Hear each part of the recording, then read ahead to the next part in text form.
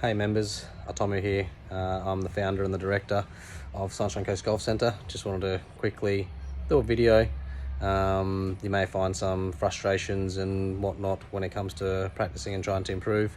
We hear a lot about not being able to hit the golf shot the way they want to. It's inconsistent, not being able to transfer the skills from inside to outside.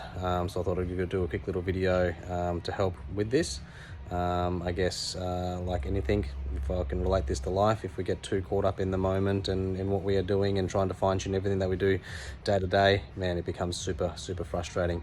So same thing, if we can keep an eye on, one eye on where we want to be and one eye on where we are and one eye back on, where it was. I know we've only got two eyes, but I don't know why I said that, but anyway, yeah, that's it. It's just knowing, okay, which perspective, which angle am I looking this at?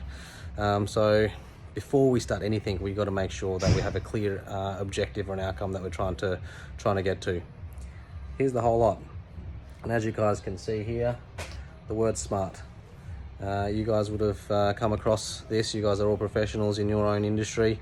The meanings that we use are a little bit different, and then hopefully this will help you understand why.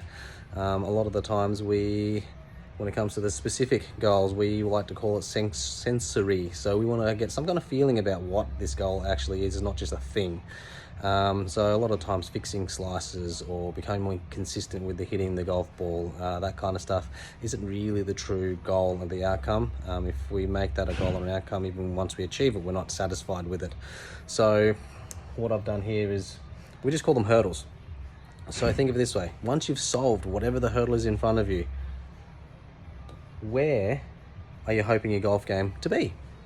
Once you've solved the slice, once you've solved the inconsistent strike, once all of those things are done, where are you hoping your golf game to be? And then from there, what would that mean to you? Once you've solved the slice, what would that mean to you? Simple. I've solved the slice, I'm now hitting more fairways, I'm enjoying the game of golf. So once we start to realize that there's some kind of emotion attached to it, it's going to be more of a powerful goal than just solving a slice.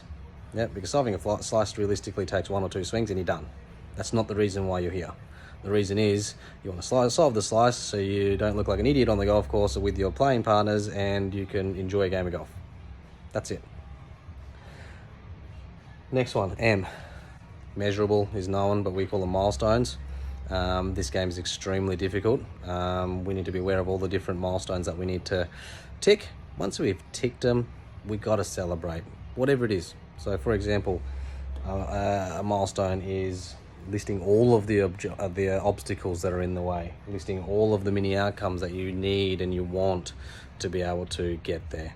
I want to be able to practice 3 times a week. I want a new set of golf clubs. I want a lesson. I need to find out exactly what it is. I need to be able to keep the same golf ball. Those types of things are all little milestones. Once you achieve them, tick them and celebrate.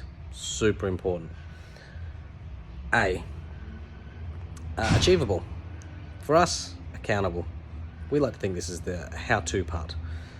So in the golfing world, there's some things that you guys are already doing. It's not a matter of changing that. It's making sure you're aware that whatever you're doing is actually getting better. So we're thinking practice. Actually, something that I did miss out here is what you do on the golf course. Then you got your coaches, the physical element, and then the mental element.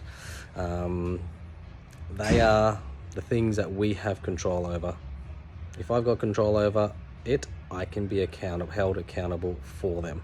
The things that I can't be accountable for is where my golf ball ends up.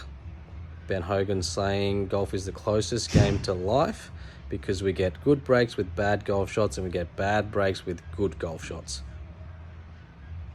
Think about it. We can't control the outcome, but can you control what you did leading up to that particular moment? I can guarantee you can.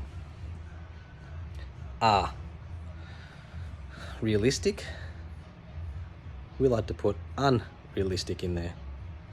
Us as Aussies, we're super conservative. Think like an American who aren't conservative. Think of something that, if all of these things went well, what's the best case scenario? Now we're talking. The goal that you're like, I don't really want to say it because I might look like an idiot. Someone might say, you're never going to achieve it. That is the perfect one. You know what kind of goal that is. It's been sitting inside you for all that time. Bring it back up to the real life and surface and you'll be amazed on what happens. Last one, step 5, T. Time frame is the traditional, we're close timeline. It's got to be a timeline behind it. If you don't put a timeline behind it, you'll never do it. Trust me. You guys have all been to school. You're all super educated, smart people. How many times did you do the assignment the day you were giving the assignment? I know I didn't. I did it the last minute. Same thing here. If you put a time behind it, you will do it. And the beautiful thing about this is that all of a sudden, you can break down the big problem. So for example, created a little 12-month timeline here, where we are, where we want to be, and then marked out some smaller times. So again, puts a time limit on it. So we had a golfer in here this morning, plays off 16, wants to get to single digits, so it's 7 shots he needed to save. The hardest month was his first month because he needed to save 1.6 shots in the first month. And then guess what? From the second month to the third month, he only needed to save 1 shot. Then he needed to save another shot, and then another shot. And then guess what? He ends up saving the 6 shots that he wants to achieve his single digit goal. So all of a sudden, if you turn this big problem into small manageable pieces, we can even break it down even more. If it's 1 shot a month, guess what? It's only half a shot every 2 weeks. It's crazy. And then you go, is what I'm doing here matching up here? Is the practice, the coaching, the advice, everything lining up to the 1 shot a month that I need to save? Is it? Don't know. You don't know until you actually do it. So you've got 2 choices here. As a member, we at the Golf Centre want to gift you a half-hour session to sit down with a coach to go through this. It's on us. Are you willing to put half an hour of your time with us to help you get this at the other end? If you don't, and you think you've got it, do it and send it to me. I want to see it. I want to see what you've done there. I'm going to make you accountable. If you don't, because you're going to stop playing and you're going to play bad golf. We're not about playing bad golf in here. We want to play better golf. So here, you've got the framework. If you need it, let me know. I'm happy to send it to you. But if you don't, and this is all a little bit too hard, but you kind of get it, but you need someone else to help you, we're here. Half an hour of our time. We're happy to give it up. Are you willing to put half an hour of your time to come out with this? Once you book it, book a half an hour session afterwards. That way you're here for an hour and you've just made the best decision of your golfing life and this golf centre. That's it. Let's do this. Let's beat this stupid, silly game together.